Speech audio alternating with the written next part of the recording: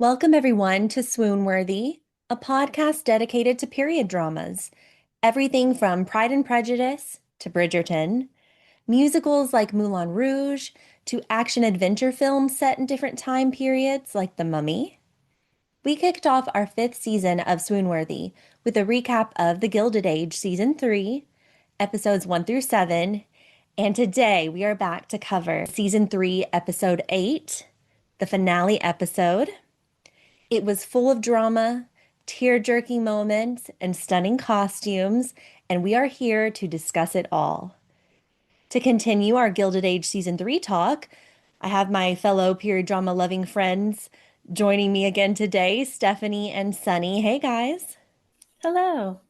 Hi. So glad to have you back. We have a lot to cover, but not as much as our previous episode. That was a record-breaking episode of Swoon-Worthy in terms of length. We had it at 2 hours and 35 minutes, which was pretty epic.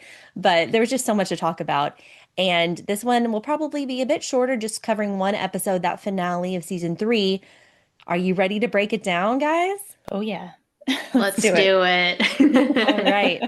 And we will take it scene by scene. But firstly, I wanted to ask, what are your initial thoughts? Did you find it satisfying? Did it leave you wanting more? Sunny, we'll start with you.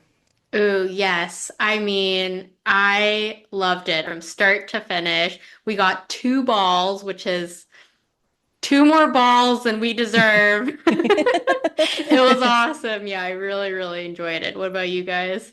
Yeah, it was great. There were so many great things happening, like one after another. I think we all knew that it was probably not going to end on necessarily a happy note, Yeah. but some swoon-worthy moments, if I may say Yes. so. And yeah, I loved it. I really loved it. Yeah. I felt like it was very well rounded. And Stephanie, you mentioned in our previous episode how they weave the storylines together so well. They got some tying up of loose ends, but definitely not all, especially that final scene. We will have to really talk about that. All the drama, lots of heart-to-heart conversations on staircases. That was a little mini theme, I thought. But yeah, let's just jump into it now. So, Season 3, Episode 8 was called My Mind is Made Up. And I'm sure that can be interpreted in many different ways. We start with a carriage rushing through the streets of New York City. Mr. Russell in tow, injured Mr. Russell, shot Mr. Russell. That's where we had left off with episode 7. And they're bringing him to his house and onto the dining room table. At first, I was like, why are they not taking him to a hospital? But we kind of learn more about that. Were you all just, you know, totally engrossed in this scene? What's going through your heads at this moment? Stephanie, I'll start with you. Yeah, it was so dramatic. I loved it. I loved the way that they like made it so urgent, and they brought so many different characters together. The way that everything unfolded was really cool. How I think the butler was outside, the butler from across the street, right? Hmm. And so somehow Dr. Kirkland got involved and Marion came over. It was so chaotic, but it was so well done. Even like the medical aspect of it was shot really well too. It was very realistic. I loved how they brought in so many characters into this like one very high stakes dramatic scene. Yes, we got Bannister, the butler from across the road, and I love that Dr. Kirkland got a hero moment where he could like really show off his skills and his knowledge. I thought that was so cool. And I know it's special effects, but oh my gosh, anytime there's like a medical scene or anything that involves blood, I like cover my eyes. Like I can't watch it. I was like screaming the whole time, even though I know that it was, like makeup and special effects. I thought they did that really well. And man, Morgan Spector acted the hell out of that scene. I like was fully in it with him. Yeah. And yeah, I thought I loved also how involved Marion was. I saw a comment on Instagram that really made me laugh. Something like, Marion really climbed up on that table like a little spider monkey. That's And I so totally funny. agree. That Yeah. is So funny. It was a great opener. Now, Steph, I think you're okay with the blood and the medical procedures on period drama. Is that right? Oh yeah, for sure. I mean, I used to work in the medical world, so I've seen it all. So yeah, I kind of like it in movies and stuff. I just want to know how they shot it, and they did talk about it on the HBO podcast, so that was cool. But Very cool. um, yeah, I thought it was all very neat, and I was wondering, I was like, is this realistic at all for Marion to get involved and to like be so okay with all of this? I mean, she was obviously a little traumatized, but I mean, she was covered in blood. She had probably never seen anything like this, right? Yeah, no, that's so true. And I love how when she learned what was happening, she had Peggy tell her what happened at the house, and Peggy was going to go deliver the medical bag. And without hesitation, she said, "No, I need to be with them right now. I need to be with Larry." And she went over there, and I thought that was really just a cool reaction to everything. Yeah, do we believe that she got up on the table? I don't know. I believed it. I felt like she would be someone to step in moments of crisis. And this is so great because in our last episode, we were talking about we need a little more something for storyline for Marion, like a little more action, and we got it. True. Maybe she becomes a nurse after this. Ooh. Ooh. I mean, I do remember hearing, I don't know if it was a podcast or maybe an interview, but Marion's character, she does come from the country in season one. And I can't remember if it's like ever specified, if they ever like go into the details of what her former situation was, but I don't know, it's possible she grew up on a farm or maybe something similar. She's not afraid to get down and dirty. Who knows? Maybe it's not her first time, getting in where the Yeah, action is. love that. That's Okay, a good well, point. that's such a good point. Yeah, when I rewatched season one, it did show her like old house, and it did kind of look a little more rustic and country, but I don't remember what she did. Yeah, so. All right, cool. And she applies pressure when when needed with assisting Dr. Kirkland to get that bullet removed. Yeah, that was intense. Larry, I'm trying to remember. Larry, did he come in and see her in action? Because Larry eventually comes into the scene. Yeah, he saw the blood on Marion's dress, that's for sure. Her Okay. beautiful floral dress with the yellow skirt that I loved so much. I love also like later in the episode, Bertha asks if she can buy Marion a new dress. Because like we also saw how blood-soaked her dress was at the end of all of it. Yes, that is a good point. Do you know what's so funny is I thought when I watched that, I thought like, why does she want to buy her a new dress? It's because she was blood soaked. Now I get it. I'm glad I was like, that's so weird. Okay, good point. Um, and then the next day, Dr. Logan arrives very late to the scene. Dr. Kirkland has already sewn him up and made sure he got out of the critical zone, George Russell. And that actor, I love that actor. He's in so many things. I'm trying to think of his name right now. Steph's gonna look up his name. He played Mr. March in Little Women 2017. Okay, I think that's where I must know him from. He looked familiar. Okay, that makes sense. Dylan Baker. Dylan Baker, as Stephanie called out, he's in Across the Universe as one of the fathers. He's been in Revolutionary Road. He's just been in a little bits here and there, but I did love him as Mr. March because in the 2017 Little Women, you get more of that character. The in the Winona Ryder Little Women and in the recent one, they're just such a minor character.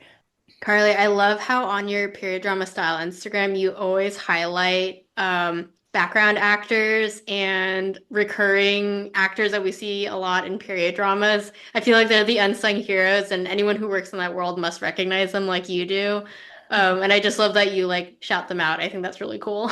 Oh, thank you. Yeah, I love like a character actor, someone who shows up a lot. So Dr. Logan arrives and he immediately turns to Dr. Kirkland like, "Where did you study?" And I love how Dr. Kirkland remains very cool and confident and he's just like, "Howard University. I know what I'm doing." And I thought that was just such a great moment for that character. Yeah, that was really cool. And he was like Dr. Kirkland. Like he made sure to get the doctor. He was like, "Nope, I am a doctor and you will address me as such." Ooh, yes. And yes, I love the moment where he sees how good of a job Dr. Kirkland did, like stitching him back up. Like the all you need to know is in the work, right? He doesn't have to say anything to prove himself. It's all there. And I really love that for him. Yeah, because then he even acknowledges, he may have been a little snippy at first, where did you study? But then he really does acknowledge that he saved George's life. Then Dr. Logan takes over, Dr. Kirkland goes home, and Bertha does not matter about the color of Dr. Kirkland's skin, which Bannister kind of had to throw that in there because some people in this time period obviously would have a problem with that. And she's, of course, like, you know, that's her personality, that's her character. That does not matter to her. Obviously, she wants to save her husband's life, but I feel like even if it weren't even a super critical moment, I don't think she would have cared. She's there for the talent, and you're in agreement with Yes, me. we love Bertha, our progressive queen. Yes. Yes, for sure. And I love that they didn't forget about him. You know, they Yeah. didn't forget about what he did, and they rewarded him. We don't know how they rewarded him really, but I think that it's so great that they recognized him and thanked him properly. Yeah. Yeah, we did like to see that. So then one of the next scenes, Larry and Marion are talking at the staircase. Marion has had a stressful evening. She's kind of, collapsed asleep on the chair there, but she is ready to talk to Larry because they haven't talked yet since she realized, like, okay, he's actually innocent. Jack had told her that in the previous episode. But their conversation, it feels very authentic, and they're both sticking up for themselves. Like, you know, I apologize. I was in the wrong, but so were you. It's a very interesting conversation, pretty complex. Did you feel like it it was a very truthful conversation? Did you feel like one of them really needed to apologize and be a little more humble, or you think it went as expected? If that makes sense. Stephanie, I'll start with you. Or This is that was a hard? tough one. Yeah. I couldn't believe that they were really talking about this given what had just happened. Mm, Like, it's surprising to me that Larry was even able to like defend himself in that moment and, be in that headspace. So I think that's all that I was thinking about. I was just like, mm. "Oh gosh, can y'all just like resolve this?" But yeah, I think it just added to the complication of their relationship, and I'm glad they were both honest with each other, at least. Well, Marion apologized, and I think that's the important thing, right? She said, I was wrong. Jack told me the truth. And I feel like she really put the ball in Larry's court. So it's up to him to then reciprocate that sort of like forgiveness and move on. And if he doesn't, then maybe he didn't deserve Marion in the first place because Marion's willing to admit to her faults. She has trust issues. And I would say that is not to any fault of her own. Like, there are reasons for that, and Larry knows that. And I think it's interesting because you've got Marion and Larry, and then you've also got Bertha and George who are having their own relationship problems. And then we also kind of see like trust issues between Dr. Kirkland and Peggy. And at the end of season 3, and I know we'll get into more of it later, but I feel like Peggy and Dr. Kirkland are the only ones who approach this in a mature sort of way. No relationship is perfect because people aren't perfect. Everybody has a past. And Dr. Kirkland is willing to like see past that and move on. And hmm Larry isn't. I would say for like a less dramatic reason, he's not willing to forgive Marion. And I'm sort of like, okay, so this feels indicative to me that you can hold a grudge. And I Mm, pray for Marion that he will grow up and see the error in his ways and they can move on from this together. yeah. And he feels like such a young man. Like he's not fully formed yet. Like Dr. Kirkland is mature. He's been to medical school. Mm. Like he knows how to handle things. And yeah, we'll definitely talk about that truth-telling scene later. But that's a very good point. They both need to mature a little bit. Maybe what you were saying, Steph, in the previous episode, Marion's a bit sheltered too. So like they haven't faced adversity like Peggy and Dr. Kirkland that they may know what really matters in life. And this little spat, they just need to get over it and be like, acknowledge that they'll do better next time, which I think Marion did say, like, don't you think we can try to be better? So she Hmm. was kind of in the right headspace, maybe. Yeah. Yeah. Larry does seem very immature in some ways, but you have to look at his parents and how like, sort of explosive and emotional they can be. So Mm. yeah, I just hope that they can work it out after season 3. Yeah, for sure. Okay, so I think we're all aligned there. And we see Gladys and Hector coming over on the ship. Hector, sometimes I call him the Duke, sometimes it's Hector, but you know who I'm talking about. Gladys's husband. They're coming over on the ship. They received word before they departed at Southampton. The way delivered that line, I was like, okay, you're letting the audience know. I don't know. I hated the way that was written. It was so like she was talking to him, but it was like she was talking to the audience, like, "Oh, we received word right before we departed about my father's, accident." Like I was like, "Okay, can you?" I don't know if you noticed that too. Yes, it was very exposition-y, very like screen direction. Exactly. But we did get to see the two of them really have a cute moment because in the previous episode, they grew closer. They're starting to perhaps fall in love because they did not fall in love before the wedding, which we talked about in depth last time. But he said, she said, "I know that my home is Sidmouth now." And he replies, "You've brought a light to the place that was sorely needed." And I thought that was another, everyone's team Hector now. I think the audience is. They're really rooting for this couple. Yeah, I agree. And I don't know if this was intentional, but I think you can kind of see that reflected in Gladys's wardrobe. I mean, granted, her wardrobe was created for her probably before she left for England. But I don't know if you guys noticed her dress that she wears in this scene. She's worn before. It's this like um burgundy tartan Mm-hmm. print, or I don't know if it's a print. It's like pattern. Pattern. And she wears a very similar one, a blue one, when they ride into Sidmouth. And I just thought that was really interesting. We've never seen Gladys in tartan before until she married the Duke. And I just thought that was like a cool sort of like wardrobe costume related thing that I've been noticing. Yeah, I like that because she wore a lot of floral even when she was younger, and we did see it in that garden scene at Sidmouth. But yeah, she's probably trying to implement more mature patterns, perhaps, or is that how you're kind of reading it, Sunny? Yeah, or maybe like the Scottish sort of like Anglo-Saxon link to Oh, it. Yeah. love that. Love that. Okay. Yeah, she's the way she said that my home is Sidmouth now. She's gonna be a full UK Duchess now. Exactly. Okay, I got you. She's going to have a British accent soon. I love that.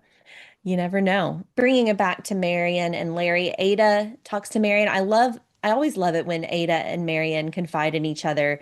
It's clear Marion goes to Ada versus Agnes most of the time when she needs to vent or get advice.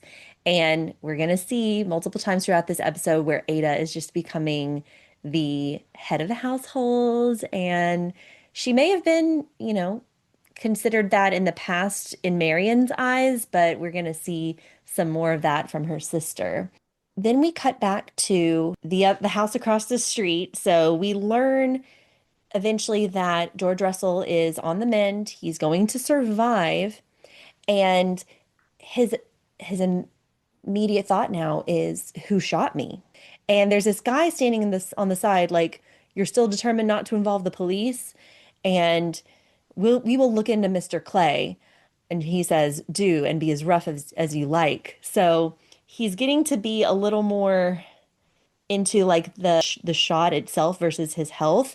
And who is this guy standing on the sideline? Was he there at the who know do we know who he is? I think he might be. You're not talking about the doctor, right? You're talking about the other guy that takes orders from Mr. Russell. I think Mhm. that's his new secretary after Clay got fired. That's who he Okay. brought on.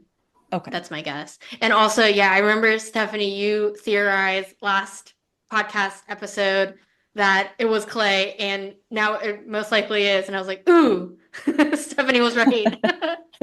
I was paying attention.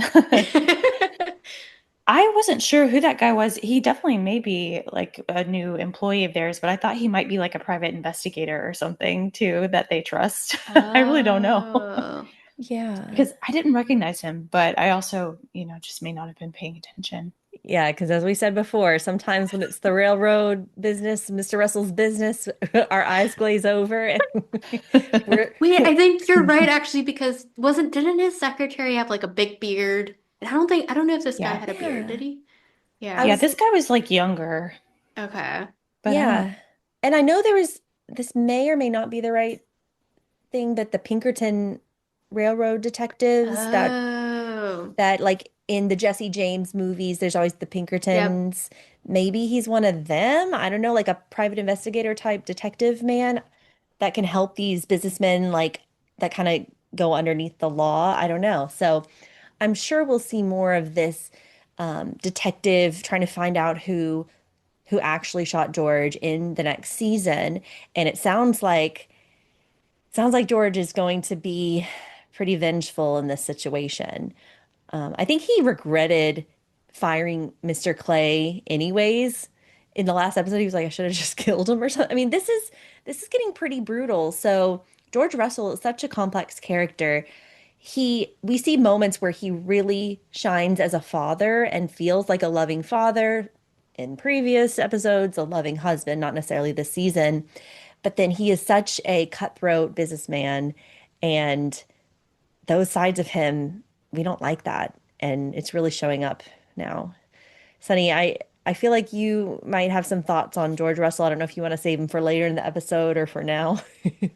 I really thought this whole sort of George convalescing and Bertha taking care of him, I thought this was taking us somewhere. Like I thought this was, showing us the sort of coming together between two people who had differences and were suddenly faced with the possibility of death. Um, yeah, that's where I thought this was going until the end of the episode. Yeah. Yeah. Okay. All right. So we'll talk more about that in a little bit, but that's a good foreshadowing for our a bit of foreshadowing for our listeners here. All right. Stephanie, any other comments on the PI guy? Not on him. I just want to say that George's robe looked so rich. Like, even his robes are beautiful. I was like, dang, these people are just beyond rich. But Yeah. yeah, I mean, we can talk about this later too, but I think kind of what you're alluding to maybe is that George, he is a villain, whether we like that or not. Mm. In today's world, if he were as rich as he is, he would be a villain, and he was a villain then, even if he's a loving father sometimes. So I kind of like that we're seeing like the scary, mean side of him. Okay. All right. Yeah, we need a villain in the Gilded Age. And now we're going to cut over to Peggy's story. Peggy Scott, and she is talking to her mother, Dorothy, and says, oh, they're talking about how heroic Dr. Kirkland was. That's so great that they, witnessed that. But then they're thinking like, okay, well, why was he over there in the first place? That was a bit late for a call. Dorothy says to her daughter. And they start to think, okay, this might be proposal time. Peggy's mom leaves her to go to the pharmacy or something. And it cuts to Peggy with Dr. Kirkland. They're having this conversation that they was meant to have the night that George got shot. And we learned last episode that he knows the truth of her past. His mother spilled the beans to him, even though we know Peggy really did want it to come from her mouth. Then we just hear Dr. Kirkland say, it's true then.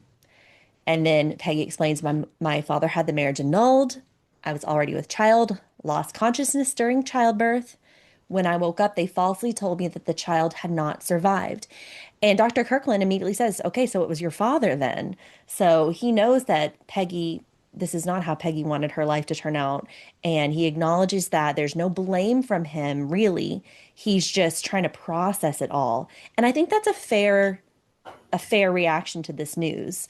Do you agree? Do you think he handled it well? Yeah, yeah, absolutely. Like we were mentioning earlier, he is definitely so mature, and he takes the time to think before he, expresses what he's feeling. Obviously, this hits him really hard, um, and that's understandable, but I do think he is considering Peggy and her situation in all of this and her feelings. So I do think he ultimately handled it very well. Hmm. Yeah, but in this moment, you kind of wish he had said, given her a little more hope and a little more reassurance. Yeah, I do think it was torture for her. I mean, obviously it was torture for her. She was very, very upset, but Hmm. um yeah, I feel so bad for her. Oh, Peggy, we love you. We love you, Peggy. Yeah, I agree. I think Dr. Kirkland handled it really well. He let her speak, which I think is the most important part. And then he also stood up for himself in a way when he said, I need to go take a walk and think about this. It shows good judgment on his part, and I think a real like sort of solidity of character that bodes well. Yeah. Yeah. But then he does say, this is giving my mother ammunition to keep us apart. And that's where it gets a Mm. little like, oh, do you have to tell her this? Because then the next scene, the emotion continues. She breaks down on her mother's shoulder on the staircase. Um, and it's this scene, we saw a glimpse of it in that promo before the episode and saying like it's over, he doesn't think we can fight her, and Dorothy is like no, he's shocked. Love doesn't disappear in an instant.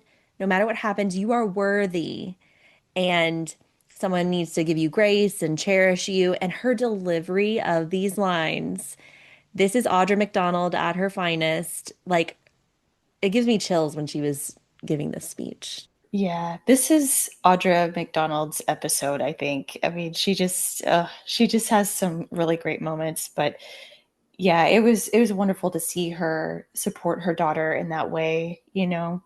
They've come a long way, I know, with their relationship, and so many other parents during that time probably would have shunned their daughters or, given them a really hard time, but she's so supportive and so loving, and yeah, like you said, her words just like give me, so much warmth and like goosebumps. She's just a good mom in this moment. She really is. And Sunny, were you in love with, even though it was an emotional, sad scene, but were you in love with Peggy's green dress? Because I think you're our, Yes, yeah. I did love this dress. I think we've seen it before, but it's a great dress. It's a great color on her. And I love how she like I love wallpaper in period dramas, and I think the Scott house has great wallpaper. Um, but yes, to bring it back to, to Peggy and Dorothy, I love mother-daughter scenes, and I thought this one was just it was so warming, and I felt like a part of me was being healed. Oh, Hearing a mother speak to her daughter in that sort of like affirming way. yeah. Yeah. Beautiful scene. Beautiful scene. It would be great because I know the Emmy nominations have already come out for season two, but maybe in the future we could see a supporting actress nod for Audra McDonald. Yeah, I think she definitely will get it, and maybe she'll win it. Like she should have won the Tony. I know. Yes, fair enough. Agnes and Ada, we're getting a bit of their dynamic, and they're talking about Marion, and Agnes says, "Imagine marrying into that family." She says you don't just marry a man for him. You marry him, you marry a life, you marry their family, and Marion deserves better. Someone from a stable, traditional, well-established family. So they're kind of talking because Ada doesn't agree with that. She's like, look at your experience. You married someone in a stable, traditional, well-established family, and that turned out poorly for you. So they're kind of going back and forth on this. And then Agnes, of course, likes she's not been team Larry, but then because Larry called off the engagement or something or said certain words to Mary, and she's like, "Oh, well, he is being sensible." So I just thought that was very funny, but very Agnes, I guess. I don't know. What do you think? There were a lot of like flip flopping of views in this episode. Like Bertha does a 180 on Marion, and Agnes does a 180 on Larry, and it was just a lot. Yeah. Well, let's just go right into that. So eventually Bertha and Marion, this is a few scenes later, but they're discussing Larry And this is when she offers a replacement dress. And Larry just kind of brushes past them in the scene. They're all in the room, but both George and Bertha are like, I hope that it's a shame you've fallen out. Can you resolve this? And then taking it a step further, Marion and Bertha are walking down the stairs together and they're talking about, I knew then that you were not a feeble debutante. I saw you through Larry's eyes. And we're like, yes, Bertha's team Larian now. But um yeah, that back to the switching of views. Do you think that was justified? I mean, do you think she saw her in action and this is her coming around? Did you believe that change of view, Stephanie? I mean, if I were in that situation, yeah, I would absolutely, be all for this person who literally helped save my husband's life. So I guess it is realistic, but I mean, she was like practically begging her to like fight for Larry, and that was kind of crazy to me. Hmm. I don't know. It did seem very, very different for her. I don't know. I'm Okay. curious to hear what you think, Sunny. It was just kind of bizarre. I agree. It is like a total 180. I do think it's not just that Marion saved George's life. I think when Bertha saw Marion on the operating table, like soaked in George's blood and helping Bertha and Dr. Kirkland save George's life, I think there was something inside Bertha maybe that was like, ooh, Marion and I make a good team. Like Mm. us together, we're pretty like strong. And I love the visual of them walking side by side down the hallway together. I think they make such a smart looking, fearsome pair. I kind of like love this duo, and I think like the energy of this dynamic is like very interesting. It's giving like older sister, younger sister vibes. But I also think there's a sort of like yin and yang to their relationship. Like I think Bertha gives Marion an edge, like she would tell Marion to go follow her dreams and do what she wants. And I think Marion kind of softens Bertha's edge in a way Ooh. where she helps Bertha see her children in a way that she's sort of unable to because she's not, well, one, she's their mother and she's also not their age, which Marion is. Um, and yeah, I don't know. I'm like, I find this very exciting, this dynamic. Okay, so you think there can be a little bit of mutual kind of rubbing off on each other maybe in future episodes. I like that. I like Yeah. that prediction there. Yeah, cool. Okay. Also, I feel that Marion at this point has to be trusted, right? Because this is all a big secret, Mm. and they know that they can trust Marion. And I think their family deals in a lot of secrets, so she's kind of like in on it now. So that could be another component. That's Ooh, a great point. Yeah. okay. And then we've been, throughout this talking about the costumes in this episode. And this is my favorite Marion look because it's the dark blue, almost like a navy blue with the soft pink. And I love this color combination. So there's a specific outfit that Keira Knightley wears in Anna Karenina 2012 when she's at the horse race, and it's this color combo.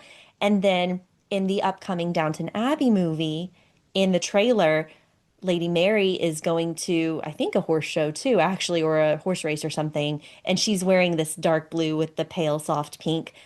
I don't know. This is my favorite. And whenever I see it in a period drama, I'm like, yes, I love it. Yeah, I love that. I also love that color combination. Yeah. So after some of the emotional scenes from Peggy's relationship, George Russell getting shot, we have a break from the sadness and the drama a little bit, or at least the sadness. Oscar is chatting with Miss Fish at an opera and spots Mrs. Winterton, who we learned has officially lost her husband. There was kind of allusion to that in a previous episode that he was about to die. We knew he was a bit older. We learned he has no children, so she might have a sizable fortune. And Mrs. Winterton is the one who was Miss Turner, Bertha's maid in season 1. And Oscar takes this as an opportunity. We love the opportunist Oscar. He goes over to Miss Winterton to offer his condolences and position him self as a potential confidant and manager of finances for Mrs. Winterton, who is supposed to be grieving in this moment.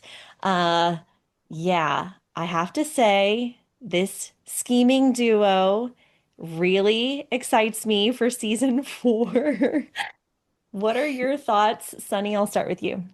I totally agree. They're so interesting together. I feel like they're like thick as thieves already. They have been since season one. Obviously, Oscar knows her real past, who she really is.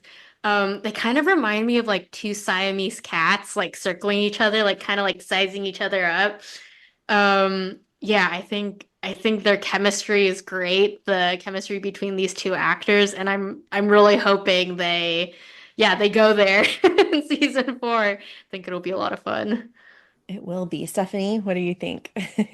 I love the Siamese cat comparison. That's so spot on. They both have like the same dramatic flair and like they do kind of look like they could be siblings as well in a way. But yeah, just the way that they like both kind of scheme and like move through a room, it's very similar. So yeah, I'm very very excited to see what they cook up next season. That's a good phrase, what they cook up. And this is the scheming and some of the spice I want from this show, which we were talking about last time that I think Downton Abbey delivers a bit more. To me, this is Miss O'Brien, Mr. Barrow energy. Mhm. I was craving this and they gave it. They really delivered. And I'm so excited. A little bit of Blair and Chuck energy from Gossip Girl, which I'm a huge fan of. Oh my gosh, I totally see that. Yes. Yeah. So this was a highlight of the show for me, them coming together. And then the photos they're posting on Instagram after, like I follow Kelly Curran on Instagram and she's posting pictures of the two of them together and saying like healthiest relationship in Gilded Age we've seen in a long time. And I just think it's so funny. I'm there for it. Yeah, we love a lavender marriage. Yeah.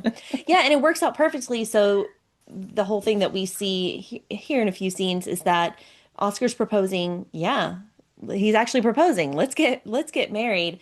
Let's be a fighting pair in the city, work together, get seen together, and then we'll just revert back to our house, our little cottages along the Hudson and live separate lives and not bother each other. And it sounds like the perfect setup for them. Yeah, that sounds great. I want that. So- That's so funny. You want someone to, yeah, hang out with when you need them, and then you get to be your own little self. But yeah, that's the perfect arrangement. Like, let's make it happen. Let's do it. All right. Now, this is all now leading up to the balls, the two balls, which Sunny mentioned. We have one that is going to be led by Mrs. Kirkland as the guest of honor, and that's going to involve the Scotts and the Kirklands and some of their party. And then we have this one that Mrs. Astor usually leads at the end of the season in Newport. But because of her daughter Charlotte's scandal, she is given it over to Bertha, which is a bold move. Surprising that she did that in a way, but she knows that Bertha can handle the arrangements of it, probably has the wealth to back up this huge blowout party. And they're all talking. So Bertha, Mrs. Astor, Lena Astor, and Charlotte Astor or Mrs. Drayton. And Lena says, "We cannot allow the scourge of divorce to infect the social circles." And then Bertha, "Do we want them to live in exile forever?" Meanwhile, they're talking about this person right here in the room, along with Aurora Fane, who was recently divorced. And this is going to be a big move in this society to allow divorcees to attend social events like this. But Bertha's all for it, and she doesn't really see why anyone should keep them out of the party. I mean, this isn't the women's fault in many cases. It kind of is in Charlotte's. But do you think this is I mean, this is great because this is probably very historically accurate. I know that divorce was a big topic in, I believe, like Miss Vanderbilt's life, who Mrs. Russell is based on. She was divorced and got remarried soon after, and still stayed, as a part of society. I do wonder if there's a reason why they're like really, making it a huge part of this story. Like, will we see something later on? Perhaps a Russell divorce, who knows? Um, But yeah, it's an interesting discussion, and I love that Bertha is sort of championing for the divorced women, and the way that they all like rally around Aurora is really sweet too. Yeah, because she was not in the wrong at all. No. Yeah, I agree with everything you guys said. I loved the dresses in this scene, particularly Mrs. Astor's and also Charlotte's. I thought Mrs. Astor's looks like I don't know how to describe it. It's floral, but it's like this very like stately, regal, like folk wallpaper pattern. I love it. I would totally wear it. Um, and then Charlotte looks like the Chrysler Building. I don't know how else to describe it. I just thought it was like a really interesting sort of like juxtaposition of these two aesthetics of this sort of like old world romantic aesthetic and this sort of like shiny, satiny Chrysler Building looking cut. Yeah. Cool. Yeah, and I think Bertha in this is wearing a stark white with a bit of a yellow and then a black hat, if I'm not mistaken. Yes. I Also think, beautiful. and then I just had to mention too, John Jacob Astor, who was Mrs. Astor's son, also experienced a divorce, and we haven't really touched on this character. Of course, he's very famous for having passed away in the Titanic sinking, but Oh. I recently read this book called The Second Mrs. Astor because, yeah, her son also remarries at a certain point, and it's a very interesting story. So Mrs. Astor is going to she has five children, I believe, and I think, she probably had to deal with all kinds of situations from their love lives, which is so interesting. Well, I'm curious if they're going to bring him into a future season. Mm. Yeah, but I have to say, we're also wondering if they're going to have some Downton Abbey ties into the Gilded Age eventually. There have been rumors for so long about Cora Crawley, like Gladys, she marries into the Crawley family and goes over to England she marries because she has the money for the Downton Abbey folks, right? So Cora is an American. And there have been rumors all along that there will be a tie-in and we'll see her as a young debutante in the Gilded Age. And I feel like season four would be the perfect timing for that. Yeah, I really hope that happens. I think that would be so fun.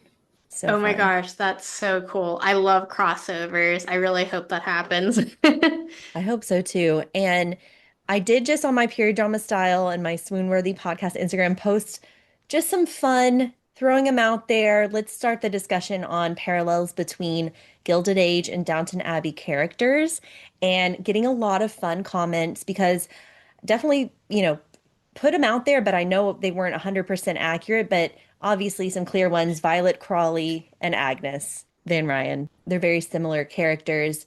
And then sometimes it's just plot lines like, we have someone pointed out in the post, so this didn't come from me, but a follower, that Peggy, of course, had to give up her child, and so did Lady Edith. So it's really fun to have this discussion on the connections, and I want to invite our listeners to join that on Instagram. So we have Jack, good old Jack. We needed a Jack scene plot line in this episode because he has a house now. He made $300,000, set up his own house. We learn he has a cook who isn't as good as Mrs. Bauer or Miss Bauer. And he has a couple of young women who come in and clean the house for him. And Bridget is quite curious about this. We see a little maybe hint of jealousy or just, curiosity here. They had gone on a date in season one, at the beginning of season one, and I almost forgot about that, but then I rewatched it recently. And sparks were not flying for Bridget in that. Of course, she had a past that probably kept her from wanting to pursue things romantically. But do we think Bridget at this point, I mean, we know that she goes over and visits Jack. What do you see from this couple, potential couple? Oh, this was one of my favorite parts of the episode. Anytime Jack is back, I'm so happy. But it was very sweet of him to come visit his old pals. And then if we can go ahead and talk about the scene Let's do where it. Bridget visits him, that was like the ultimate swoon-worthy scene, I think. It was so sweet. She was wearing this beautiful dress, which I really wonder if she purchased with the money that he gave her, because she talks to the cook about, wanting to buy a dress, and she was encouraged to do it. So I think she did it, and then she showed up at Jack's house, and oh, it was just so sweet. And the way he said he felt safe with her there, and he wanted to hear about her day. Oh, it was just so sweet, and I really hope that they continue this relationship. Yeah, sparks were flying over the dinner table here. And it was so Mhm. sweet because she said, he asked her to sit down and she said, "No, no, no, I'm a servant." And he said, "Not in this house. You are a friend of the master." And it was so cute. Sunny, did you like the scene as well? Yeah, I thought it was so sweet. Oh my gosh, I love these two. And I've always been curious about them. I also completely forgot about the date they went on. Where did they go on this date? I totally forgot about it. They went to like a moving picture show, little movie, Oh. old-fashioned movie, and he kind of tries to put his arm around her or something, and she's very turned off by it. She's like, "Not in this way. Like, no, I'm here for a friend." And then she confides to Mrs. Bauer that like she had some trauma from her father, is what it sounded like. It didn't get very specific into it. And they really didn't touch much on that topic for a long time. In fact, in season two, we see Jack maybe trying to make moves with Adelheid a little bit, if I'm not mistaken. And I was not for that relationship. Adelheid to me is so obnoxious. Bless her. Um, I have loved Bridget all along. Her sweet little Irish accent, her pretty curly bangs. She's just so lovable. And I mean, he's being so gentlemanlike and like, are you comfortable with me saying that? Like he Mhm. learned from that previous date, maybe how to approach her and be a slow burning relationship here. And it's so great. And can we see her as mistress of his household in the future? Yeah, I think that'd be so cool. They would be like a true American story, I feel like, and that's just such a great example of how things are changing and how America was this place of opportunity at the time. So I think that would be so cool to see them end up together. All right, we have a prediction there. And yes, Stephanie, her calling out her dress, it was that sort of muted dark purple. Mhm. And purple's my favorite color. I just love this dress so much. And I'm glad you mentioned it. It's very um, sharp and like, I don't know, chic at the same time. And for her to be coming from the service background to be wearing this outfit, I'm sure she felt like $1 million. Oh, she had to. Yeah, it felt very mature too. Like she could have gotten a floral gown, something kind of girly, but it was very like I'm a woman and I'm here Mm, in your home. It was really, really cool. love it. I wish we could have seen her shopping for it. That would have been a fun scene to see her Mm. shop for the dress and have it like tailored to her. Oh, that Yes, would have that would been Maybe be in the so future. good. yeah, yeah, maybe if anyone's listening, writers on the Gilded Age, can you please include more Bridget and Bridget shopping? That's so funny. You never know. And she posted a picture, this actress posted a picture on her Instagram, Taylor Richardson, and it's a very dreamy, ethereal shot of her in the dress, and love it. Ooh, I need to go look at that after Yeah. we finish recording. All right. Okay, we're getting close to the ball, guys. The balls.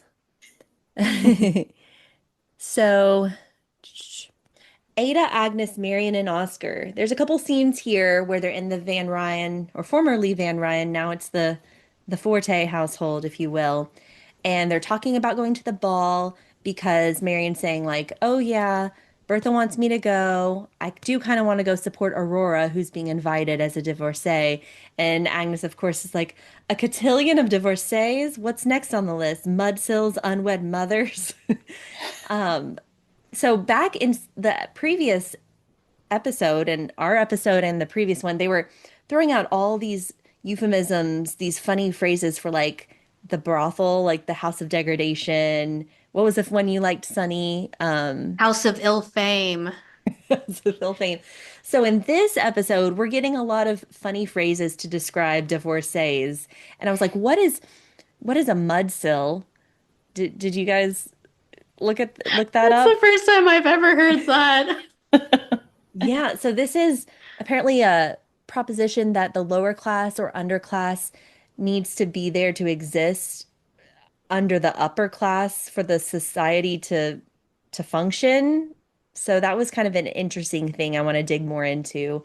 And we'll hear more of these funny phrases throughout the episode from Mrs. Astor, who says like demi-mondaines, and it's just so funny. They can't get on board with this idea of a divorcee at a party. And then Agnes says, I've had a change of heart. She comes out and tells Marion, I've had a change of heart about Larry. And Ada kind of, gives her a little shoulder nudge, like, tell Marion you're okay with Larry being part of the family now and that she needs to admit she's wrong. And then we get the quote from the promo where Oscar says, do you admit when you were wrong, Mother? And she says, I don't need to. I'm never wrong. Classic Agnes. So then the next scene, Oscar, he kind of has a little idea because he's already had the first conversation with Mrs. Winterton, and he's like, let me go see what I can do with Bertha. Let me bargain. I'll get Marion to the ball, and she can ask Mrs. Winterton to the ball, and my plans will be, coming into fruition here. He even really bolsters her confidence. The day is coming when you will be as strong as Mrs. Astor or stronger. He is really leaning into this. And here's another scheming thing. So we know Bertha's a schemer as well. And I mean, this is a power move. I really love this. This is Oscar in his truest form. It was like he's back, Yeah. because he had kind of, he's been through a lot in the past few episodes, and yeah, it's like he's like excited again to start scheming, and it's just interesting to see him and Bertha together. Like she's kind of like, oh, what are you doing here? Get on with it. It was just really fun to watch. That's so funny. I wanted to ask you guys, there was a moment in their conversation that I wasn't really sure of the context where he requests that she invite Mrs. Winterton to the ball, and she asks Oscar, what does Mrs. Astor think? And Oscar says something like, Mrs. Astor does not favor her. Do you guys know what Mrs. Astor has to do with Mrs. Winterton? I wasn't sure about that. I don't know if it was just kind of a reference to the fact that Mrs. Asserton's list of 400 is so tight and like you really have to prove yourself to be Uh, on her list. And because her background isn't really known to everyone, she just kind of married into this if she was going to take her off the list or something without her husband to back her. So, that makes anything, sense. yeah. Does that sound true, Steph? Yeah, that's the best explanation I could come up with. I really don't know. I think in the Mhm. moment I was just like, oh, they're just like, I don't know, this is just like part of their facade of this conversation. Like they know what they're doing, but they're like trying to make it, I Yeah. don't know, a little more professional than it is. I don't know. Yeah, they know each other's true colors a bit. I mean, Oscar had tried for Gladys at one point, which is so crazy. Oh my And gosh, I forget about that all the time. I know. So crazy. He also befriended Larry at Mrs. Fish's party in Newport way at the beginning of season one when he was wearing the Victorian sunnies, which are always just my favorite in period dramas. And as you said, Steph, he's back. I love Oscar so much. He was one of my top three that we talked about in the past episode of Swoon-Worthy, and I just can't wait for all the intrigue and drama that he'll cause next season. Definitely. We had learned a bit about this woman from the New York Heritage Society who was pursuing Agnes, and we all knew there was something really cool about this, but she was saying, no, no, no, I don't have the money for a donation. She only wants me for my money. Well, Ada as well sees there's something in this and facilitates this meeting between them where Mrs. Foster asks Agnes to be vice president of the New York Heritage Society because of her deep connection to the city of New York, her deep family connection through the Livingston family. And she sees it as an honor and she accepts this position. And finally, we're going to get Agnes, the real Agnes, back, I think, because she's been put off her, you know, off her pedestal a little bit. It was Ada who saved the family from ruin. Ada's family, the head of the household now, and she's going to have a place. She's going to feel like her old self, and we want that, don't we? Yes, definitely. Yeah, this was a great scene because she kind of made a fool of herself a little bit.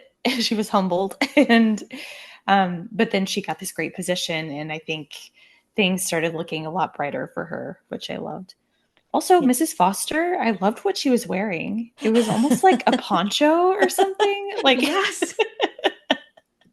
it was really different, but it was kind of cool and I really dug it. I like her.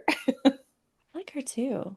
And I like how there was a moment where where Agnes says, "Well, you're right. It is quite an honor." And the way she said that, it sounded like Martha May Whovier in The Grinch. Something about it gave me a callback to The Grinch.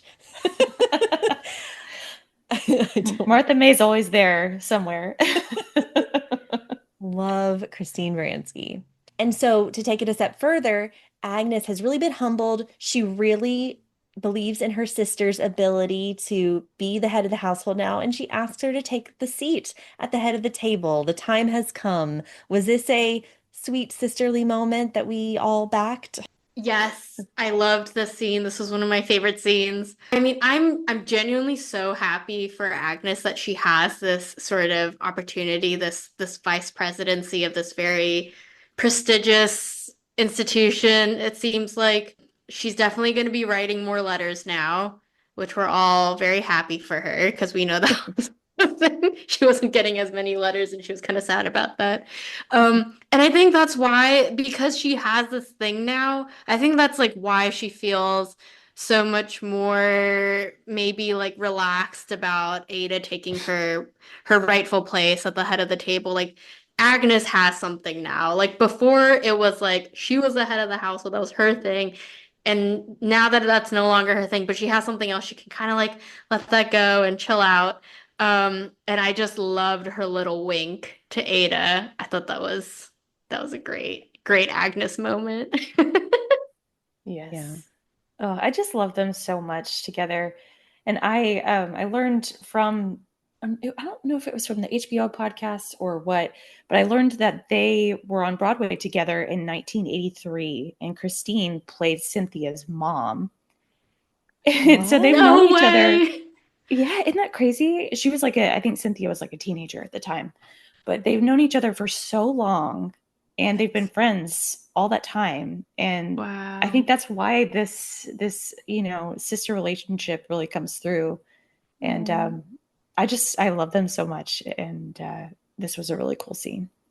Oh, that's so cool. I'm glad you shared that with us, Steph. And yeah, these two were like some of your top four characters, if I'm not mistaken, Mhm. from our previous podcast episode. So yeah. Oh, they're so cute. Can't wait to see what comes from for them in season 4 of The Gilded Age, which has been promised.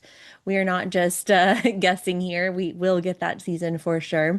Then they all really decide to go to this ball. So Aurora Fane, Ada, Agnes, Marion, they've all been very hesitant, a bit on the fence about going to this ball. Of course, Oscar kind of encourages it a bit. We know why he's doing that, but they agree to go and they're going to be brave for Aurora, and seeing them, partner up with Aurora is really sweet because she's just a lovable character, and I want to see some more of her in the next season too.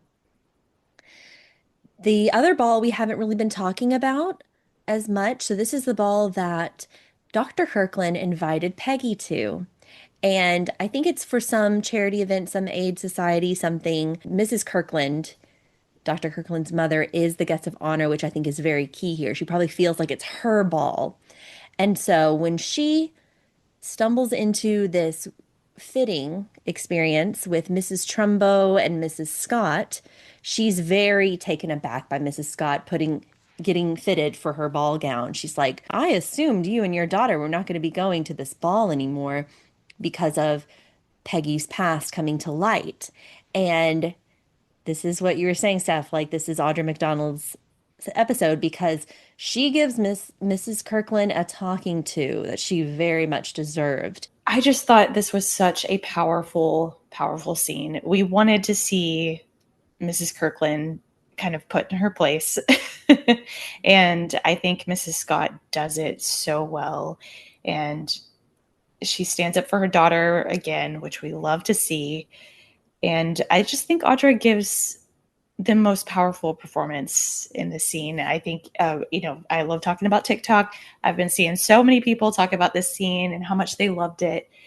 Yeah, she's like, I'm going to this ball. I'm getting this dress fit, and you're going to see me there, and we're going to have a good time. Yeah, I loved it.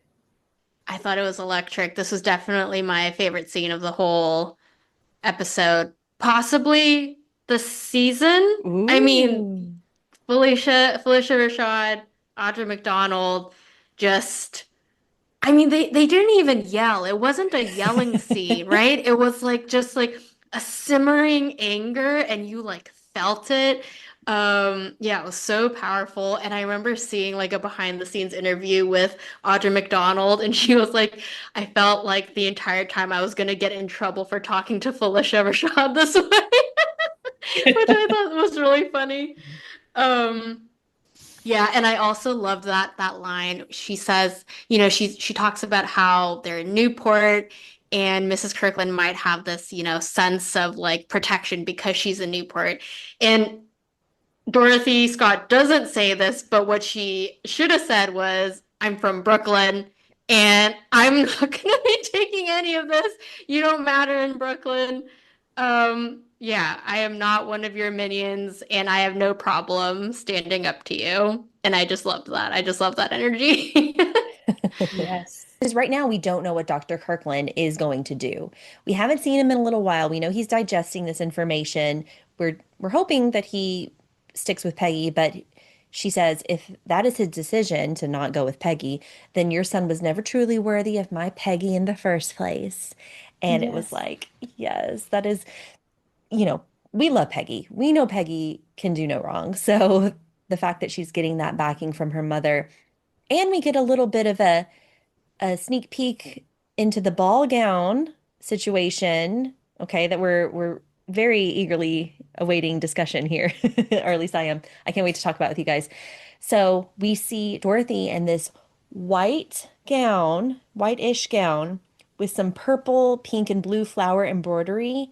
And this is in my top three gowns, perhaps my number one favorite gown of all of the ballroom dresses we see. I love it. I just love it. I love the elegance of it.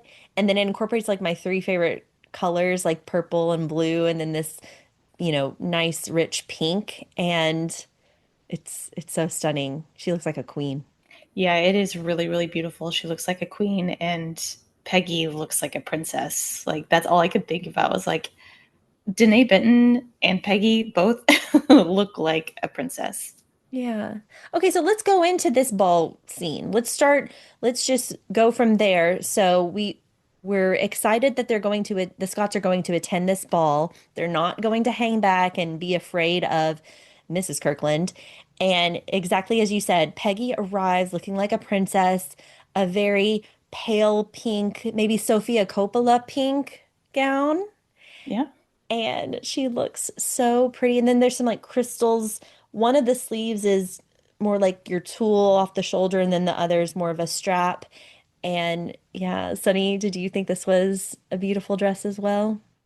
Oh my gosh, yeah, I love the color. I thought it was like a white ivory at first, but yes, you're right. It is like a very pale pink. The silhouette is very 1950s Cinderella, like Disney Cinderella, which I love. I would say actually my favorite dress is one of Peggy's friends. She wears this yellow Hmm. buttercream dress that I just thought was like the perfect color. It's like I feel like butter yellow is very in right now. It is. And this was like a very like delicious looking, like zesty ball gown. And I like kept looking out for it. When we cut back to the ball scenes with Peggy, I was like, ooh, where's her friend? I want to see more shots of her yellow dress. Yes. And all of the dresses at this ball are like light pastels or whites. And it looks like the most aesthetically beautiful ball I've seen in a while. Yeah, it just looked magical and everyone was so happy. And the friends, so Sunny, I remember you mentioning in our previous episode, like you love Peggy and her little girlies like giggling, and then they instantly come and pull her away when she arrives at the ball. And of course, we see some of, the tension in the room between the Scotts and the Kirklands, but everyone seems to be having a good time.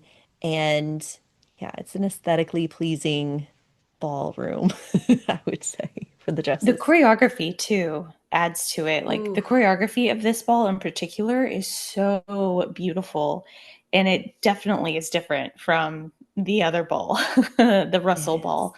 Um, and yeah, aesthetically pleasing. Like you said, everything about this ball, I was just like, every time they cut to it, I was Yeah. so happy. Yeah, I kind of liked the aesthetics better at this one. We'll talk about the other one in a second. But at this point, Dr. Kirkland has not made an appearance. We had seen in the scene just before this, really, that he was maybe not even going to show up. He was still trying to figure things out.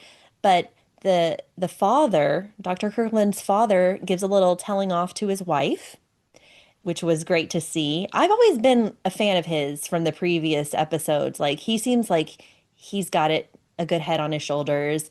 And he says something to his wife, "You are not above reproach. You have sown calamity and heartbreak, and this is not the first time." So we know now she has a past of being a bitch, and we don't know what that is about necessarily, unless I missed it, but then he gives his son advice, and it's good to see that he's a good character. He's a morally upright character. Yeah, I Yeah. feel like his speech to Mrs. Kirkland, that was sort of the last sort of piece of the puzzle for me. Because, I mean, she is such a villain, right? She's extremely prejudiced. She's also like such a snob. But also, we learned she's like a very dangerous gossip in a time where like gossip can make or break you as a woman in society. And I think that's what makes her so dangerous, is she didn't wait to let Peggy explain herself to Dr. Kirkland before she, as maybe her husband said, viciously, or no, Dorothy says that she viciously disseminated this information, and now everybody knows, and that could really, really hurt your chances of potential marriage, your reputation during that time. Yeah. Yeah. And she has a lot of power in this Newport society. Okay, so let's continue with this ball because I'm sure once we get to the drama over at Bertha's ball, we're gonna keep going there. So let's round out this ball scene and experience because we've been referencing Cinderella. We're gonna have a true Cinderella moment, a true swoon-worthy moment for Peggy because Dr. Kirkland arrives and he looks like Prince Charming, so Mhm. handsome. He knows what he wants after his father's sound advice. But before he makes his move, of course, Peggy's dancing. Some other attractive man's kind of swooped her away. I was like, ooh, there's gonna be some jealousy there, but it doesn't really matter. Uh, Dr. Kirkland goes and pulls Peggy's father aside to have a man-to-man conversation. And this was a great conversation too, where he says, you know what? I didn't see it that way. I didn't see it as I cut things off with Peggy. I was just trying to understand what happened. He's letting Peggy's dad know that he's about to propose. And Peggy's dad says, and you understand that a marriage is between you and her and not the parents. And that was, yeah, props for Peggy's dad there, just kind of driving that message home, like before he goes and asks Peggy for her hand. Yes, and I loved at the end, Arthur Scott just kind of like steps out of the way to let William through. I love that moment. Yeah. He didn't even have to say anything. He was like, okay, if you're on the same page as me, go for it. And this scene was so swoon-worthy. In period dramas, we love a ballroom dance that kind of goes in slow motion, thinking of so many of them, a lot of Jane Austen adaptations, a lot of fairy tale adaptations. Peggy's dancing with another suitor, and he's approaching her very slowly, and she sees him, and she kind of gets whisked away, and she just lets that other guy go off. She's like, okay, tunnel vision here. Did you notice that moment? Yes, I was like, oh no, where'd he go? Like, I feel kind of bad for him. But maybe he understood what was happening, right? Because I feel like Peggy and Dr. Kirkland are probably like public figures. He's like, oh, okay, he's here. Yeah, for sure. He sort of like bows. He sees what's happening and he bows and he walks away. Oh, Okay, nice. okay. You spotted that. Okay, good stuff. So he's okay. Yeah, He'll move on. that guy has been posting on TikTok a lot. He's a professional dancer, as everyone in the ball scene was. And so he's been posting some stuff with Danae Benton and just about his time on the show, which is so fun to see. Oh, that's so cool. I'll have to check that out. Okay, he definitely struck me as a professional dancer. That makes sense. Yeah. Right. He was like, Yeah. his posture was so good.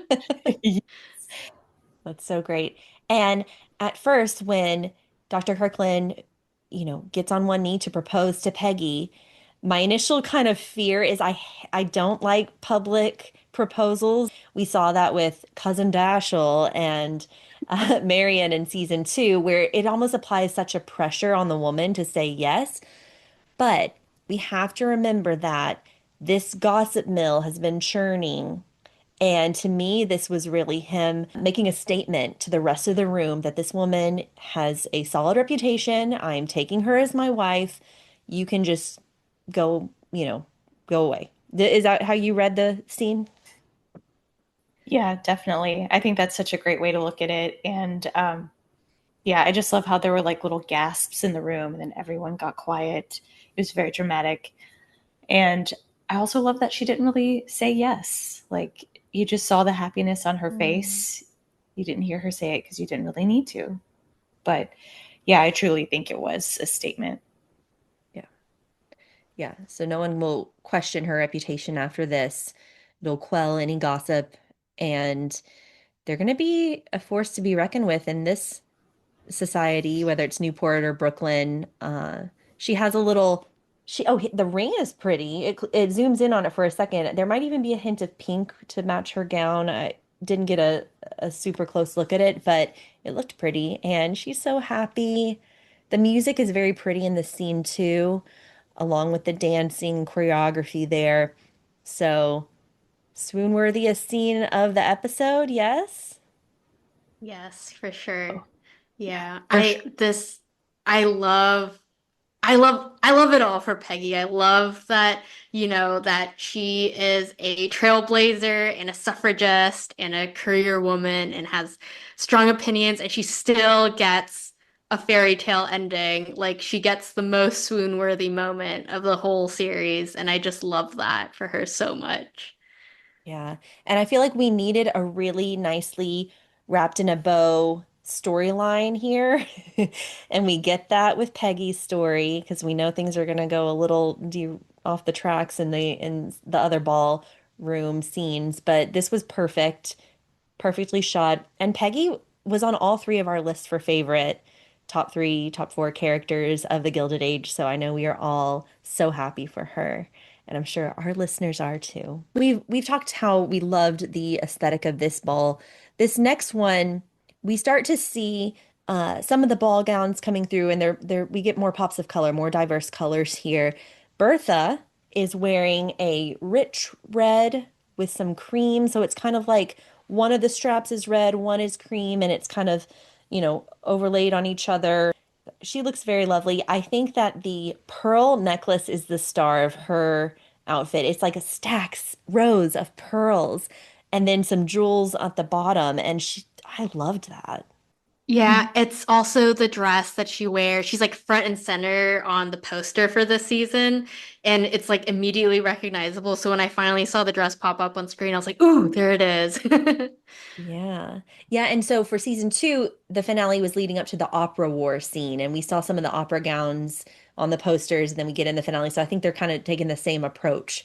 Yeah, I think it was pretty, but I kind of feel like it was spoiled all along because we had seen it Mm. in the promotional materials. So when I saw her wearing it, I was like, oh, I've seen that a million times. I wanted it to be a little more grand, but it is a beautiful dress.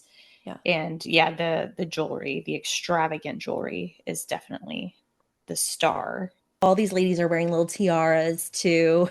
Then we see Gladys coming into the room to greet her husband, her doting husband now, and her mother. She's wearing this aqua green color that really reminds me of Bertha's opera gown in season two. And I wonder if that was kind of like she's becoming a woman in her own right and following her mother's footsteps, perhaps. I didn't really love the cut of it. I felt like it was a little maybe cartoonish, like what you would see in maybe the Cinderella cartoons or something on the non-Cinderella people. I don't know. What do you think, Sunny? Okay, not to be a hater, but I was not super impressed with most of the dresses at this ball. Yeah, I'm no. sorry, I'm sorry.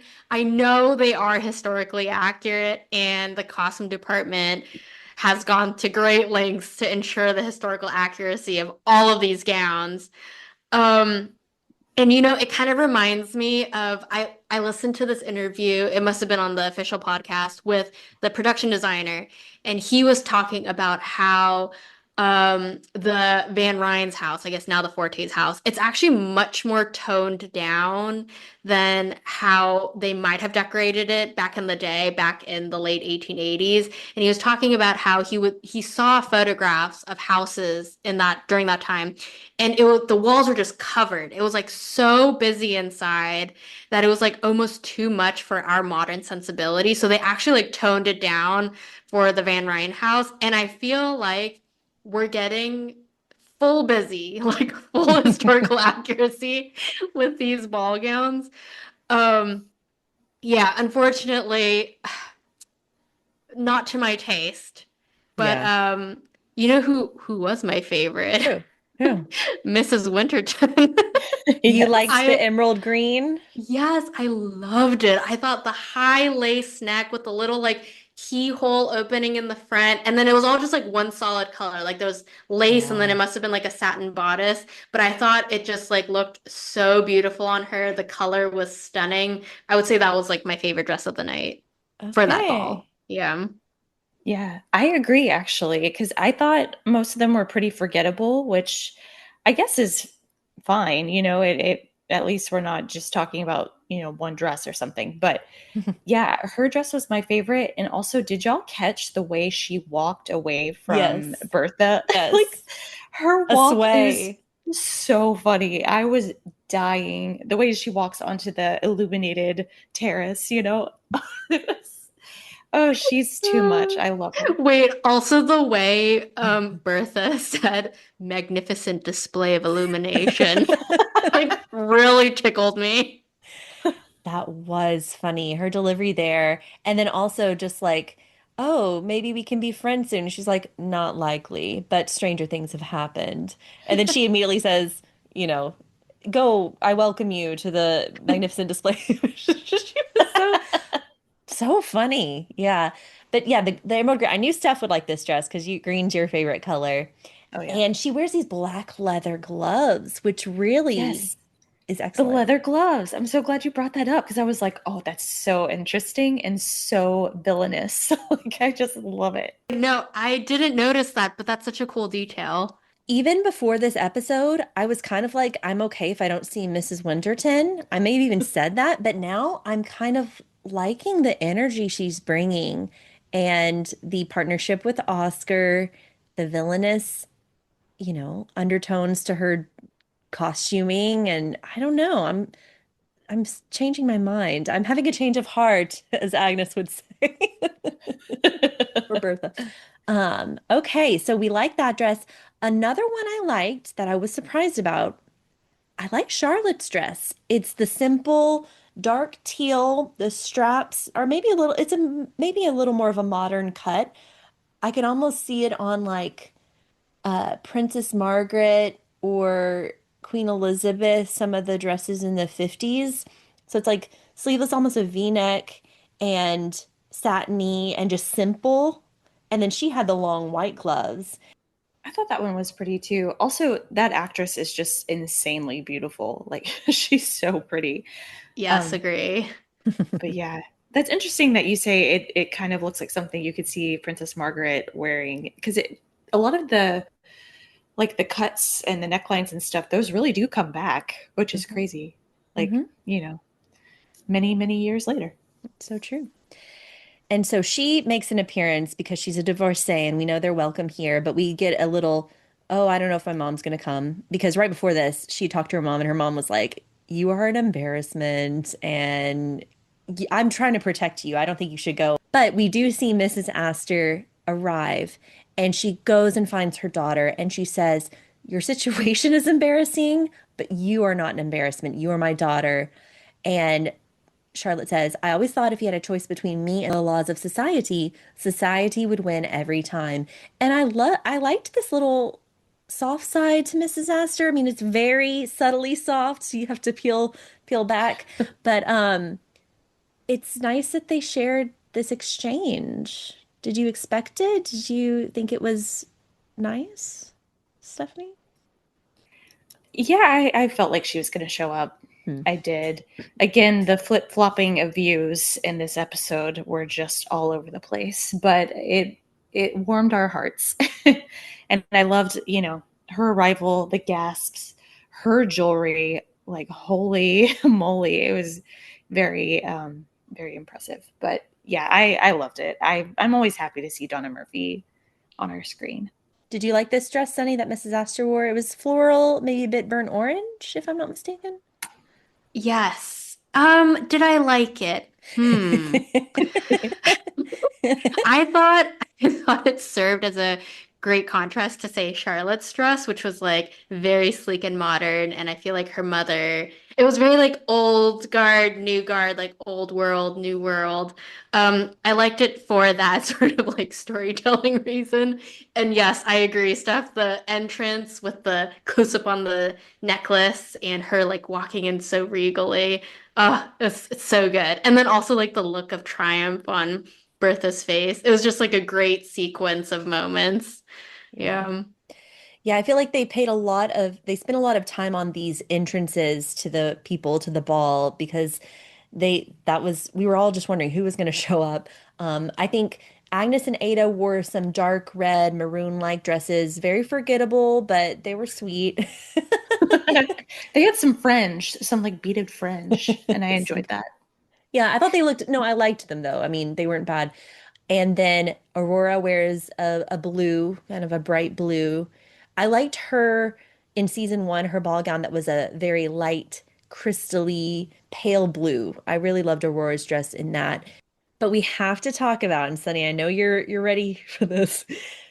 We have to talk about Miss Marion's hot pink lace confection. I know you Hot pink lace disaster. Oh my gosh. Marion, honey, they did you so dirty. What is she wearing? I mean, I don't know. What did you guys think? Yeah, I was like, what is this? Like, she and Gladys together are like the stepsisters from Cinderella. Like, Yes. they really were. Yes. Like, just what is happening Oh my here? gosh. The colors were wild and the cut, like, what? I don't know. I don't know. They were crazy. But I believe that like young women were really wearing dresses like that. They might have, but I felt like something about the lace and the sleeves reminded me of something I would have bought at Forever 21 in high school. Like it was very, I don't know, early 2000s for me or something. Yes, you're so right. Yeah, it didn't, nothing on her dress felt purposeful. The lace panel was like off to the side. It was like kind of hanging off. And then she had the like black sash, the black waist sash, which I thought Yeah. was incredibly, it was just like a strange choice. Also, Marion, some of our favorite dresses of hers, they've been like the pale blues, the pale buttercream. She looks so beautiful in those pastel colors. And I'm not saying she can't rock a hot pink. I think anyone can rock a hot pink, but it was just something about the cut and the the contrast with the black. I'm also wondering, maybe it's because she like wasn't in a great place, because she's not doing so with Larry. Like she just like kind of threw on whatever and was like, whatever, I'm I here. know. But in season one, when it might even be episode one where she just runs across the street to say like, "Oh, hey, I'm gonna come to the Russell first party." She puts on this beautiful yellow bell-like gown in a hurry. So I don't know about this. I think this was a wild choice. And I did wish it was her signature colors. I wish it was a yellow or a blue. Um, and I mean, even one of her dresses, her yellow dresses in the past was John Singer Sargent themed, or inspired, I should say. So this felt like a party dress from the early 2000s or something in my eyes. I Yes. just, ugh. I would have loved to see her rewear one of her opera gowns from one of the previous episodes. I think you posted this one, Carly, on your period drama style Instagram. It was when she and Larry were still in love, and it was like a lemony yellow with the asymmetrical neckline that like ended like almost at her Mhm, armpit. I'm not sure, but it was so elegant. I mhm. loved that dress. I think she looked sensational in it and should have reworn it to the Russell Ball. Yeah, that one had more like star quality. I liked her hair. I thought her hair was pretty, the side um accessory, and it had like a little hot pink, a little soft pink and white, and I thought that was cute. Peggy's hair piece was also cute. Her like hair accessory with the Mhm. white and the light pink. So I loved the those two hair accessories. And of course I loved Peggy's gown. That her gown, Dorothy's gown, and Charlotte's gown were my three favorites. So I think we've talked about most of them.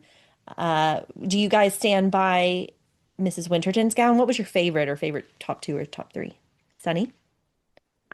Ooh, okay. Number one, Peggy's friend in the buttercream yellow dress. That was my top number one favorite. Loved Mrs. Winterton's.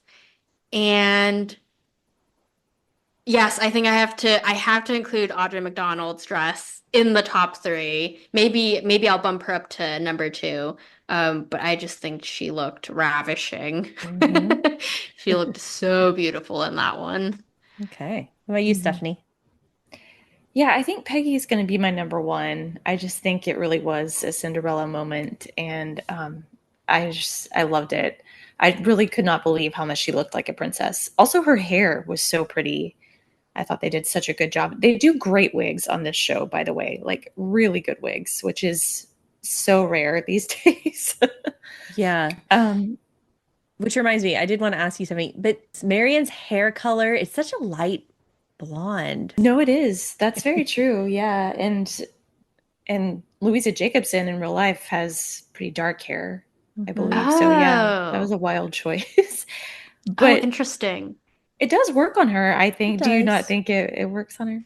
I think sometimes I see it and I'm like, I would like a little more of a natural blonde, like Hmm. a dirty blonde versus a stark powdery blonde, maybe. I don't know. But I don't know. It's probably so hard to get that right. It's Like, I bet true. that's the most difficult thing in the world. This reminds me like when they did the Barbie movie, didn't they like they tested like I don't know like 50 different shades of platinum blonde for Margot Robbie, which I thought was like absolutely insane. Yes, Yeah. and they looked at like 1,500 shades of pink too for the movie. Yes, Yeah. Like, yes. just in general, like color on screen, I think it takes so much more work than we Mm. realize. No, it's so true. So, being a little hyper judgmental here, but and hey, Barbie, this is Marion's look, the hot pink and the blonde hair. Yeah, she is pretty Barbie-ish. So funny. Oh gosh. But what's funny is I do typically like a hot pink period drama gown. I feel like they're usually bold choices. I'm thinking Marie Antoinette, of course. Also, Elle Fanning in The Great wears a very iconic hot pink gown. There's one in Outlander that I've always loved. Harlots has some hot pink. Even the Tudors. But I do love her signature colors of yellow and blue, so I would have liked to see that. Yeah, we'll see what Marion wears in season 4. One more costume call out. Peggy, season 2, the butterfly dress. Do you remember this? Yes, another princess Yes. dress. Yeah. I love that one. It was Yes. so unique. All right. That's like the one dress I remember from season 2. Yeah. So we've been talking about all the costuming from Bertha Russell's spectacular luminescent ball for the end of the season. But let's talk about storylines here. So other than, people showing up or not showing up, we have Marion and Larry having a little one-on-one conversation outside. And, you know, we didn't get a lot of satisfaction maybe from this. They didn't fully resolve their problems, but they did acknowledge that they wanted to keep working through it. So, Stephanie, did you think this was a good convo for them? Did you want to see more? No, I think it was. I think it ended on a good note for sure. I felt like that was sort of resolved. I was like, okay, Okay. finally, we can move on from here. But it was kind of another frustrating conversation. It was just like, oh gosh, this back and forth. And they were like, well, what do we do? They just didn't really know where to go from there. But yeah, I think they're going to be okay. Okay. Yeah. So they didn't exactly say, okay, we're engaged. Let's tell everyone now. But they were like, okay, let's work through this and let's go. Let's go have some fun on the dance floor. Yeah, he was probably like, if you had worn a different dress, then this might have gone a different way. Yeah, fair. Sunny, what do you think of this convo? Yeah, man, I was really hoping for a kiss. Kiss and Mm. makeup. I think they've both had their say, they've both expressed themselves fully. What else is there left to do but make up? Yeah. And George in the previous scene had said to his son, don't let misunderstanding get in the way of your happiness. There will always be disagreements. You must weigh those against the value of what brings you together, which I thought was very sound advice from George Russell to Larry. Yeah, I think George could use some of his own advice, frankly. Yeah. I was about to say a little hypocritical, George. All right, let's talk about it. I think this might be the last thing because we already talked about Mrs. Winterton and Oscar and their, no pretense, let's be a fighting pair. And then we have Agnes and Lena talking about all the divorcees and parvenus. That was a new one for me, and demi-mondaine. So very fun conversations here. But then let's get to the real meat of this episode, which is George and Bertha. So we see them talking on the side of the dancing, and they see Gladys smiling and dancing with Hector, the Duke. And Bertha says they're not unhappy. And he says, he acknowledges that. She says, I just want what's best for this family. And then we hear George say something about being near death, changing his perception on that. And it's kind of a little fake out because they're smiling.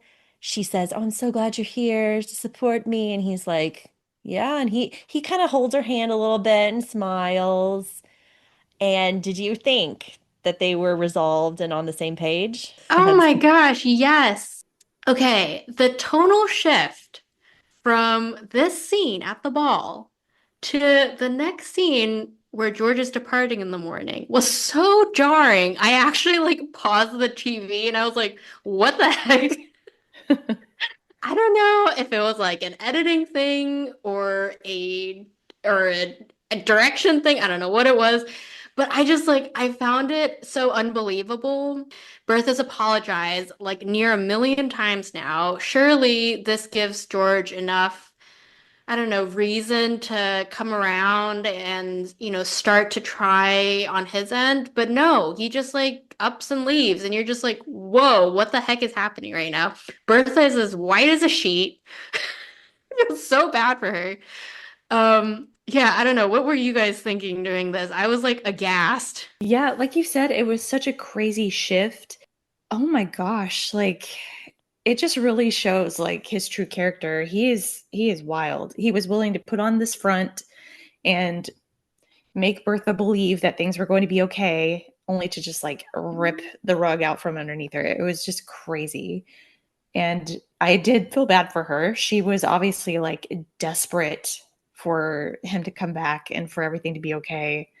Um, I don't know. It was just crazy. I saw a TikTok of a guy who said that he predicts that Marion and George Russell will end up together because I guess Mr. Vanderbilt really did marry someone much younger after they got divorced. And so he was like, Oh my And I God. was like, That would be crazy. that would I be don't so wild. know. I don't think it would happen, but That's um interesting. But I was actually wondering earlier when we were talking how we were talking about how Marion is all for Larry and like I would do anything for you and mhm, befriending Bertha, but like does she really know the how morally unjust George is and like how mhm. he's kind of a villain? Will that bother her? Or is she gonna be like, oh no, I love Larry? Right. Yeah, I wonder if Agnes will be like, see, I was right about this family all along. Like, I wonder if Marion will have reservations once she finds out what's going on between the two of them. I don't Hmm. know. It's very interesting, but yeah, it was so abrupt and you know, I don't Yeah. know. Yeah. I mean, I think he feels, okay, feeling a little bit for him. I think he feels guilty for walking Gladys down the aisle because, right, he says something to her like, "You married off our daughter. You put our daughter on the line here." And and she says, "Well, you walked her down the aisle." And he said, "And I feel guilty for that." So I think he's struggling with that, but he's not dealing with it in the best way. And he's saying, I don't blame you for being ruthless. I admire it. It's what we share. But I'm ruthless in business, not with the people I love. But it's like, whoa, that's all over the place. So I think what you said earlier, Stephanie, about him turning him into the true villain that he is what they're doing here. Because Yeah. other little hints, he gives Dr. Kirkland money as compensation for bringing him back to life. And Dr. Kirkland makes a great statement like, I don't want to be waiting on and doctoring a bunch of robber barons after this. So I Mhm. think they're really setting him up to be the villain. And I didn't think about that until you said it earlier stuff. I was like, yeah, that's true. All Yeah, right. I love that. If that's really the purpose of this, I think it would be great for him to be more of a villain. But Sunny, you were kind of distraught. You were like, I have had problems with George, and you were just not happy with the scene, I know. Yeah, it felt completely out of left field. And I'm also like, man, they just need to go to couples counseling and they'll be fine. I like I really think and I think I this might also have been either a TikTok or an Instagram reel, and someone was like, George's behavior is so confusing because in season one they were such a power couple. Like we've got Railroad Daddy and Opera Mommy, and they're like taking over the world, and they understand that about each other. Their ambitions like feed off of each other, and so for him to take such like a hard left in season three and be like, "Your ambitions are too much. Your ambitions are out of Yeah. control." I don't know. It just seems like a very unrealistic for his character, which is just confusing to me. But as we know, historically, Alva Vanderbilt did get divorced, and I'm wondering if they're starting to like sow those seeds.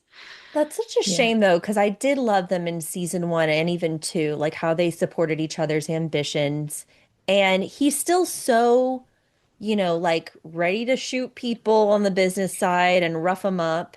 And but then he says, but this shooting has made me examine my life and I don't like everything I see. So I don't, I'm still holding out for him being just really confused right now and he needs some time away.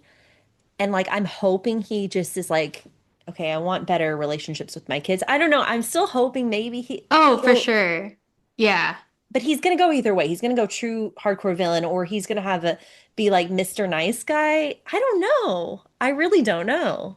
I keep I wavering. saw I saw another theory about so they did like a close up on the shot of the laudanum bottle, and people think he might be addicted Mm-hmm. to Mm-hmm. is it considered an opioid? I'm not sure. But like maybe that is impairing his judgment. Mm-hmm. Mm-hmm. Hmm. Possible theory, yeah. Yeah. Yeah. Because they definitely showed the close up of the bottle and he kind of acted a little suspicious, like when Larry walked in on him drinking it. Good point. Good point. Yeah. Oh, we don't know what's coming with this. I mean, I loved Carrie Coon's acting in this. She's just distraught and desperate, like you said, Steph. And when Gladys comes in, she grabs onto her for dear life, I feel like, when she gives her the news, the wonderful news. So, spoiler alert if you haven't seen this, but I'm sure you have. Gladys is with child, and she seems very happy. Like, she's very, she's glowing. Yeah. Why is she so happy about this? I'm just kidding. I'm just kidding. I'm just kidding. I'll never understand, but good for you, Gladys. That's so funny. I know. I think, but you know what? If she's away from her family in the UK and she has a baby, like that's just going to make her feel like complete her home maybe there is what I'm thinking. So I think for her, this is maybe her hopes and dreams kind of thing. And I'm happy for her. Like I feel like Peggy and Marion wouldn't be as happy with this news, right? They would be like, Yeah. "Oh gosh." But Gladys is so happy and yeah, I love that for her. And I don't know. I just also wonder why George and Larry left without saying goodbye to Gladys. Did you find that strange? Oh my Yeah. gosh, Like, yes. Like, hello, she came across the ocean for you. Like, couldn't yeah. you just say bye? But yeah. Because then that could have resolved things, but like, I don't know. We have covered the final episode of season 3 of The Gilded Age. If you haven't already listened to our full breakdown of all the other 7 episodes, that was the previous Swoon-Worthy podcast episode. And then here we covered just the finale, episode 8. Final predictions for next season, season 4.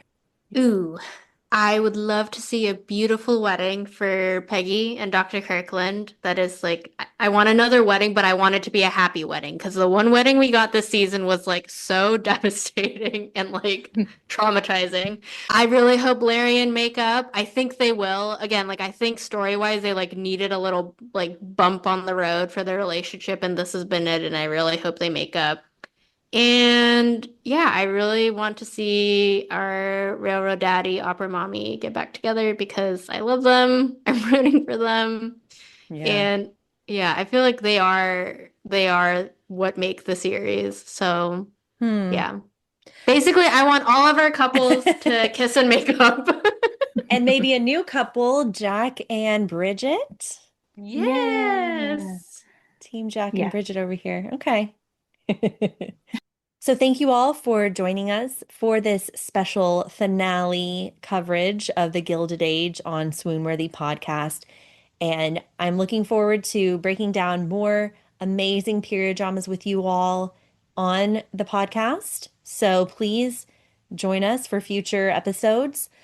I welcome you all to join us on Instagram, Period Drama Style, and Swoon-Worthy Podcast. Share this podcast with your friends. Send them the link to Spotify, YouTube, iHeartRadio, Apple, any of those. We would love to hear your feedback and to grow. So thank you all. Thank you, Stephanie and Sunny, for sharing your insights, predictions, and I don't know, all of the favorite costuming and scenes from this episode. Thanks again, Sunny and Steph. Thank you. All Thank right. you. We'll catch you next time. Bye.